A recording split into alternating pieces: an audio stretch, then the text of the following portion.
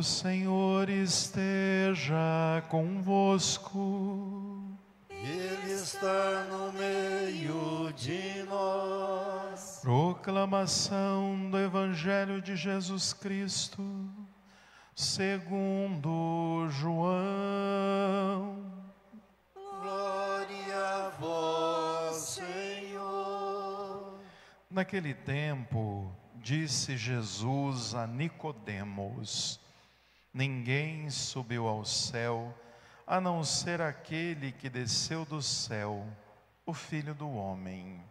Do mesmo modo, como Moisés levantou a serpente no deserto, assim é necessário que o Filho do Homem seja levantado, para que todos os que nele crerem tenham a vida eterna. Pois Deus amou tanto o mundo, que deu o seu Filho unigênito, para que não morra todo aquele que nele crer, mas tenha a vida eterna. De fato, Deus não enviou o seu Filho ao mundo para condenar o mundo, mas para que o mundo seja salvo por ele. Palavra da salvação. Glória a vós, Senhor. Das obras do Senhor, ó meu povo, não te esqueças. Das obras do Senhor, ó meu povo, não te esqueças. Das obras do Senhor, ó meu povo, não te esqueças. Das obras do Senhor, ó meu povo, não te esqueças.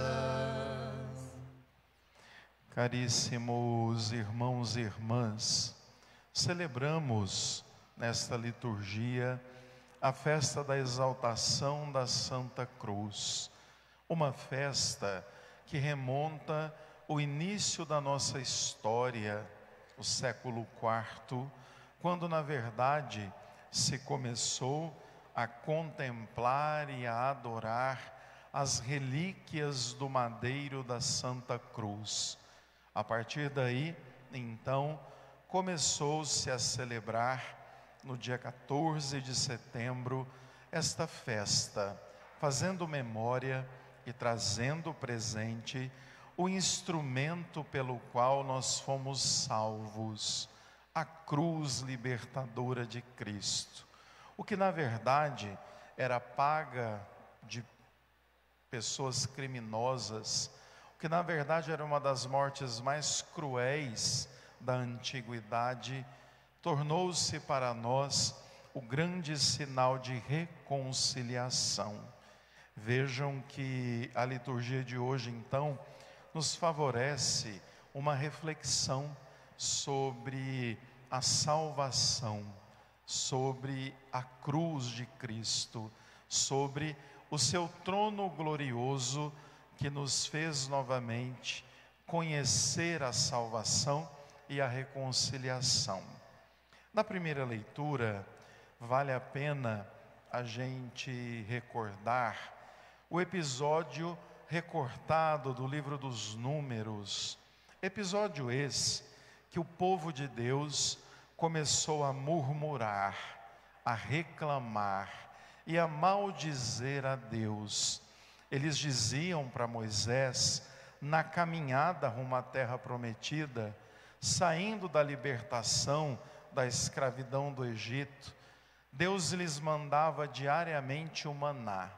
Eles chegaram em Moisés e disseram assim a ele: olha, nós saímos da escravidão para passar fome e sede, nós saímos da escravidão para todos os dias comer esse alimento nojento, do qual nós já não suportamos mais. E aí vejam, esse alimento era providência de Deus para que eles não morressem de fome. Eles não reconheciam, eles não percebiam que Deus agia mandando o maná, uma espécie de farinha que brotava do chão e que fazia um alimento muito parecido com o pão, mas eles reclamavam, murmuravam, desdiziam, não se recordavam do projeto que era muito maior, que era chegar à terra prometida. Vejam que então, o que acontece com aquele povo? Eles recebem, na verdade, uma lição.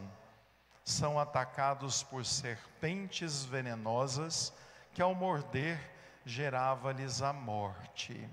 Aí então, eles se arrependem, percebem o erro, notam que, na verdade, deveriam agradecer a Deus, deveriam bendizê-lo, deveriam perceber o seu cuidado.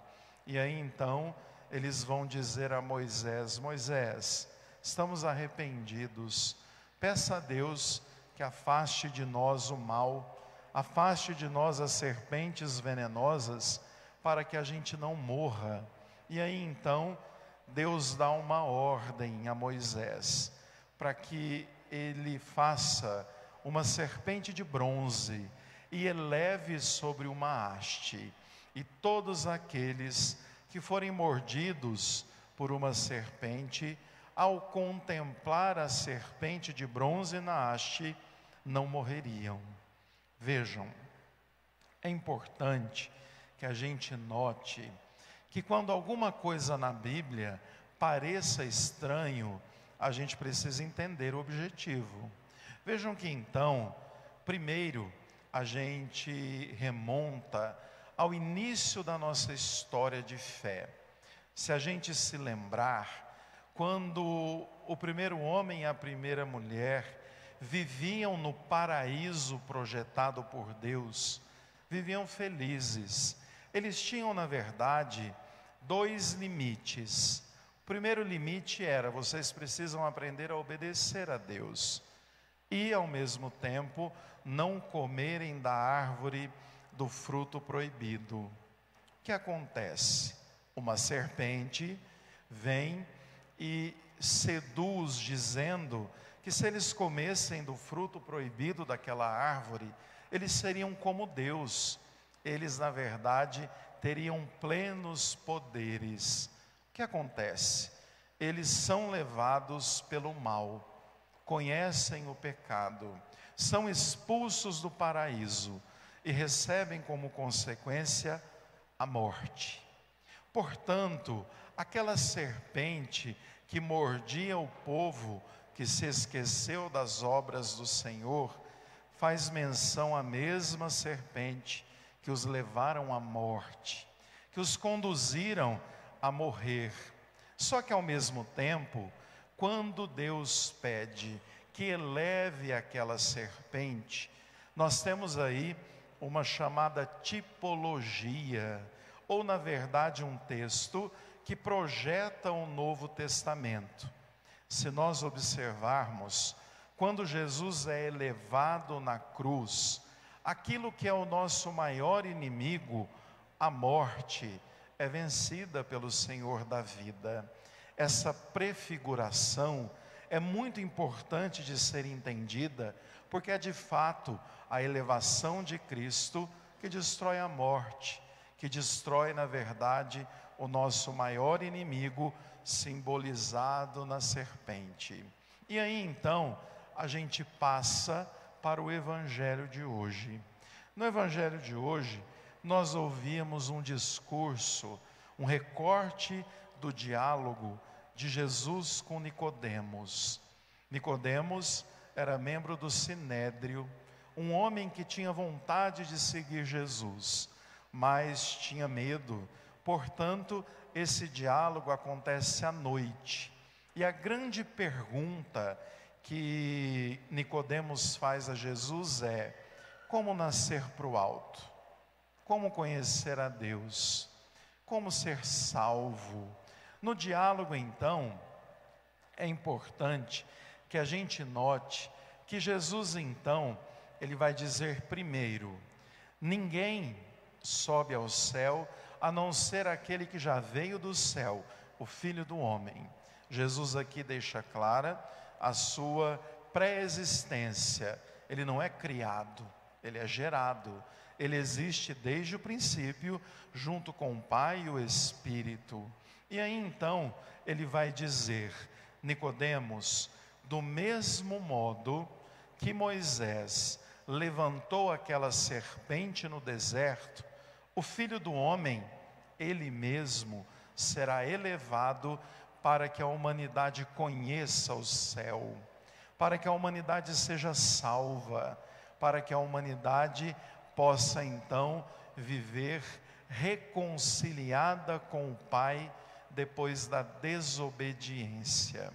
Aí então, Jesus vai concluir o seu discurso dizendo: Deus amou tanto o mundo que enviou seu Filho unigênito para que todos tivessem vida. E este Filho não veio para condenar, mas para salvar a humanidade. Aí então, fica-nos claro compreender o porquê desta cobra, desta serpente, símbolo de morte, ser elevada numa haste, prefigurando a crucificação de Cristo, que elevado na cruz, redime a humanidade de seu pecado, da morte e do mal. Nós morremos para esta vida, mas temos a vida eterna, que para essa a gente só vai viver a morte eterna se escolhermos o mal. E daí então a gente precisa sempre se lembrar das obras do Senhor. Qual a maior obra do Senhor para nós? Nos salvar. Um amor extremo de permitir-se ser elevado para a cruz. Cruz paga de bandido e de criminoso. Aqui a gente precisa notar que lá a primeira árvore do fruto proibido gerou a queda do homem, e agora o fruto de outra árvore vai gerar a salvação. O madeiro elevado nos redime, nos salva, tudo por amor e por obediência. Se lá em Adão a desobediência reinou, em Cristo a obediência aconteceu até a morte, e morte de cruz. Para nós, o que significa isso hoje? Significa aquilo que ouvíamos na segunda leitura da carta de Paulo aos Filipenses. Paulo vai dizer assim: diante de Jesus, agora vivo e ressuscitado, todo joelho se dobre, no céu, na terra e abaixo da terra, e toda língua proclame que Ele é o Senhor, para a glória de Deus Pai. Então veja, minha gente, que a festa de hoje nos convida a reconhecer o trono de Cristo, a cruz, o local da salvação, o instrumento que nos redime, e que cada um de nós saiba reconhecer e amar Jesus como esse Salvador, como esse Redentor, como aquele que se entregou por amor. Por isso, a cruz para nós, quando trazida no peito, perto do coração, não é um enfeite, não é um penduricário, mas é o grande sinal da nossa adesão a Jesus Cristo, da nossa escolha por Ele, do nosso amor a Ele. Não basta levar a cruz e dizer: sou cristão católico. Tenho que levar a cruz e viver conforme os sentimentos de Cristo, louvá-lo pela obra da salvação e compreender que não há nada mais profundo do que este Deus que nos amou tanto a ponto de nos conduzir à salvação, porque foi para a salvação que Ele veio. Que Deus nos abençoe e que a gente busque todos os dias de nossa vida amar ainda mais Jesus, segui-lo, nos identificar com Ele e viver a partir desse mistério de amor. Louvado seja o nosso Senhor Jesus Cristo. Para sempre seja louvado.